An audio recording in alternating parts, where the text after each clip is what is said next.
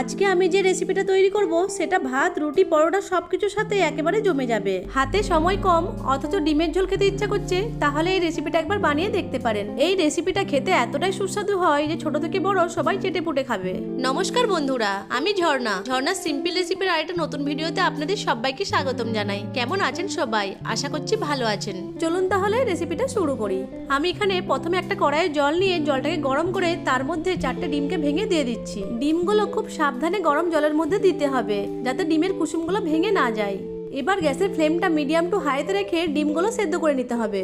ডিমটাকে প্রথম অবস্থায় কিন্তু কোনোভাবেই নাড়ানো যাবে না। ডিমগুলোকে লো ফ্লেমে সেদ্ধ করবেন না, মিডিয়াম টু হাই ফ্লেমে রেখে ডিমগুলোকে সেদ্ধ করে নিতে হবে। ডিমগুলো যখন সাদা হয়ে যাবে তখন বুঝে নিতে হবে যে ডিমগুলো ভালোভাবে সেদ্ধ হয়ে গেছে। এখন ডিমগুলোকে একটা ছান্তার সাহায্যে কড়াই থেকে তুলে একটা প্লেটে নিয়ে ঠান্ডা করে নিচ্ছি। ঠান্ডা হয়ে গেলে ডিমগুলোকে আমি 4 ভাগ করে কেটে নিয়েছি। প্রত্যেকটি ভাগের মধ্যে একটা করে কুসুম রয়েছে। দেখুন ডিমগুলো সুন্দরভাবে সেদ্ধ হয়েছে। এবার এই ডিমগুলোকে ভেজে নেব।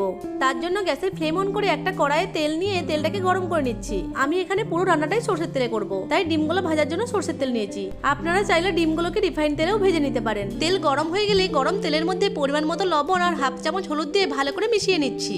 এবার এক এক করে সেদ্ধ করে রাখা ডিমগুলো গরম তেলের মধ্যে দিয়ে দিচ্ছি। গ্যাসের ফ্লেমটা মিডিয়ামে রেখে ডিমগুলো 2 পাশ ভালো করে ভেজে নিতে হবে। এক পাশ ভাজা হয়ে গেলে উল্টিয়ে অপর পাশটিও ভেজে নেব। ডিমগুলো 2 পাশ ভালো করে ভেজে নিয়েছি। এখন কড়াই থেকে ডিমগুলোকে একটা প্লেটে তুলে নিচ্ছি।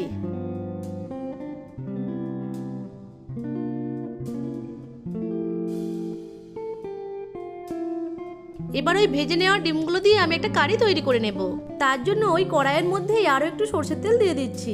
তেল গরম হয়ে গেলে গরম তেলের মধ্যে দিয়ে দিচ্ছি একটা তেজপাতা, একটা শুকনো লঙ্কা আর হাফ চামচ গোটা জিরে। ফোড়নগুলোকে 15 থেকে 20 সেকেন্ড মতো সময় ধরে ভেজে নেব।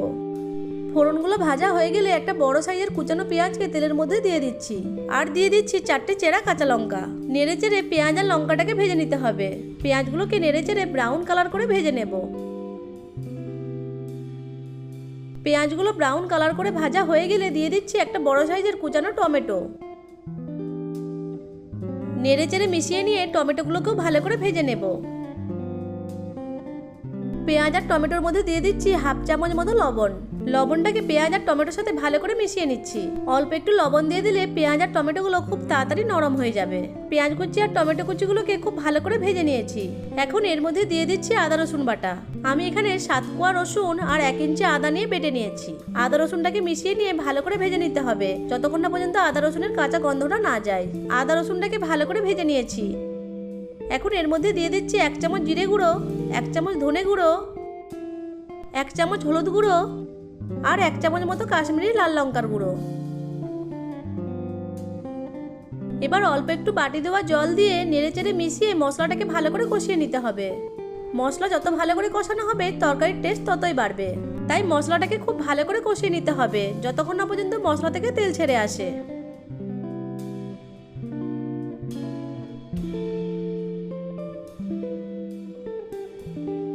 মশলাটাকে ভালো করে কষিয়ে নিয়েছি আর মশলা থেকে তেলও ছেড়ে দিয়েছে। এখন মশলার মধ্যে দিয়ে দিচ্ছি 1 কাপ মতো জল। জলের পরিমাণটা আপনারা যতটা গ্রেভি খেতে পছন্দ করবেন সেই পরিমাণ বুঝে দেবেন। জলের সাথে মশলাটাকে খুব ভালো করে মিশিয়ে নিয়ে গ্রেভিটাকে ফুটিয়ে নেব।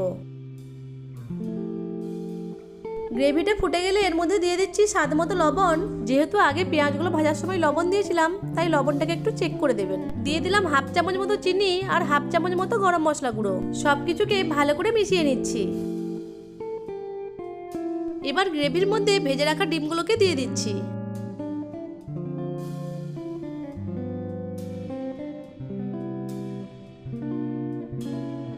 সব ডিমগুলো দিয়ে নেড়েচেড়ে গ্রেভির সাথে মিশিয়ে নিচ্ছি।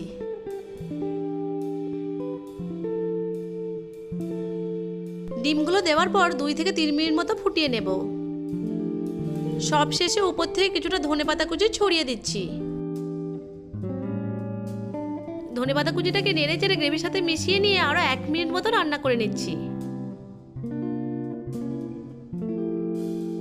1 মিনিট পর গ্যাসের ফ্লেমটা অফ করে দেব। দেখুন কত সহজেই তৈরি হয়ে গেল ডিম সেদ্ধ করার ঝামেলা ছাড়াই ডিমের কারি। ডিমের কারি খেতে ইচ্ছা করলে এইভাবে খুব কম সময়ে বানিয়ে নিতে পারেন। দেখুন ডিমের কারির কালারটা কি সুন্দর এসেছে। এখন এই ডিমের কারিটাকে একটা প্লেটে সার্ভ করে দিচ্ছি। ডিমের কারির এই রেসিপিটা খেতে এতটাই সুস্বাদু হয় যে 1 থালা ভাত এই রেসিপি দিয়েই চেটেপুটে খাওয়া হয়ে যাবে। দেখুন ডিমগুলো ভেতর থেকে কত সুন্দর কুক হয়েছে। আশা করছি আজকের রেসিপিটা আপনাদের কাছে ভালো লেগেছে।